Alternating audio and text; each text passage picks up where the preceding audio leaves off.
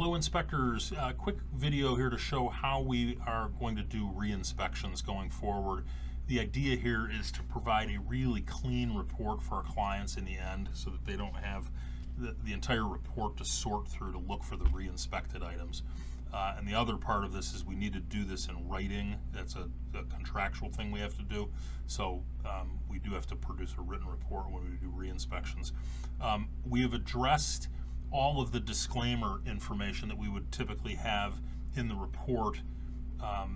We didn't do this, we didn't open that, we're following the standards. We've addressed all that in our agreement.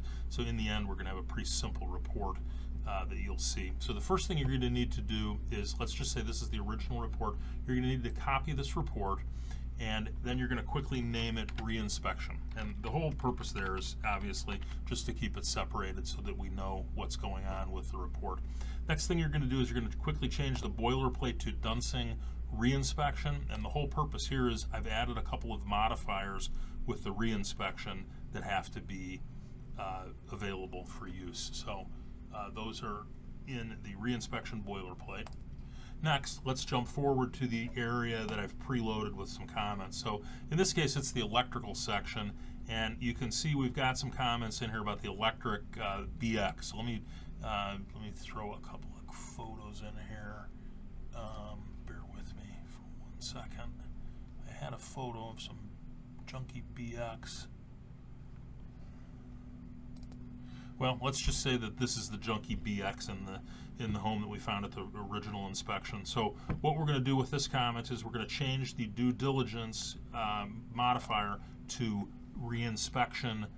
In this case, we're going to say incomplete because they didn't fix everything.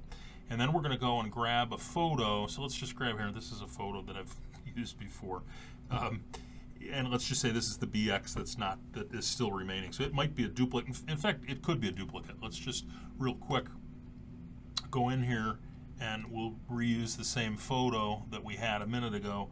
And then I'm going to put a caption on this that's going to say reinspection, in this case 10/29/24, still the same. So whatever you want to do, you need to go in here and make sure this is all correctly saved. So there it is. Now let's go down to a couple of other comments. So here the loose mast was wrong. Let's change this to saying it was completed. We'll go in and we'll find a mast comment that, here's a meter. And we're going to say reinspection 10/29/24, this item has been repaired. We'll go from there. We'll go to the next one. They had mini breakers in here, the little mini tandems. Let's say that this has been repaired because they replaced the panel. So let's go in and we'll find I have a photo of a good panel. So this is going to be reinspection. Again, the date, I could have copied this if I wanted to. In fact, I will right now, because I'll reuse this in a minute. And new panel has been installed. Save and close. And then the last one is wrong breaker manufacturer. So let's just grab that same photo in here. We'll change this to it has been repaired. And here's where I'm going to do my copying. 10/29, new panel has been installed, and that's that. So we're done with modifications to the report. Now what we're going to do is publish the report. We're going to publish it without sending the email at this point. So let's just do that. This will take a moment to work. And do a pause here. Okay, and now if I go to the client information section, I can go to the published report, which is here, and you'll see this will be loaded. This report has other comments in it that let's just say that these were all other defects we found in the original report.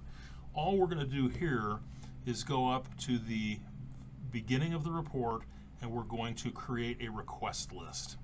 And there we are with our request list. Now we need to change this to reinspection. Boy, sorry.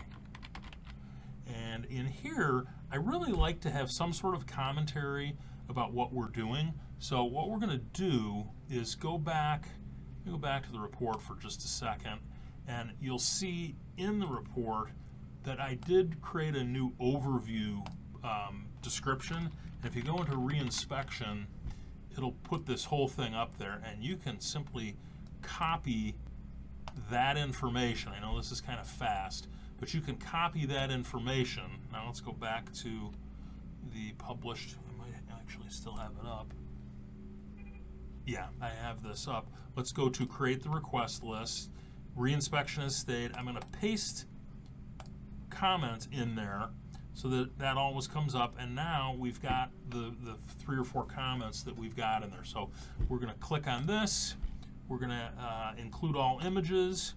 We're going to click on loose wiring. We're going to include all images.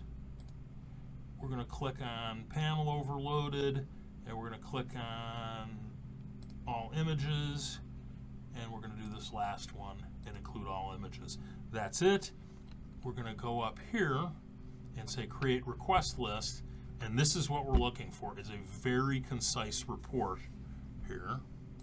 And this nice concise report is just in this case, a 3-pager, but there's all the language that kind of explains what we've done.